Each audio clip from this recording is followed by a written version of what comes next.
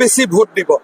জুবিনক ছিংগাপুৰৰ পৰা আনিলোঁ, জুবিনক ইমান ধুনীয়াকৈ আমি অন্ত্যেষ্টিক্ৰিয়া কৰিলোঁ, জুবিনৰ ন্যায় দিম, চাৰ্জশ্বিট দিম। গতিকে যদি মইতো ৰাজনীতিৰ পৰা জুবিনক 1000 কিলোমিটাৰ দূৰত ৰাখিম, কিন্তু যদি জুবিনৰ নাম লৈ কোনোবাই ভোট দিয়ে, সকলোৱে বিজেপিক প্ৰথম চিন্তা কৰিব যে বিজেপিয়ে ইমান ধুনীয়াকৈ জুবিনৰ কামবিলাক এটাৰ পিছত এটাকৈ কৰি গৈছে। কিন্তু মই জুবিনৰ নামত ভোট নিবিচাৰোঁ, তেওঁ ৰাজনীতিৰ পৰা 1000 কিলোমিটাৰ দূৰত থকাটো মই বিচাৰোঁ। কোনো বৈতৰণি নাই, কোনো এইবিলাক ইছ্যু নাই।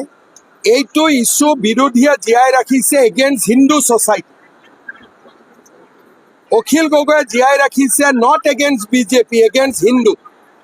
কয় জুবিনৰ জাতি নাই, কি তেওঁ অসমীয়া নহয়? জুবিনৰ ধৰ্ম নাই, তেওঁ কি হিন্দু নহয়?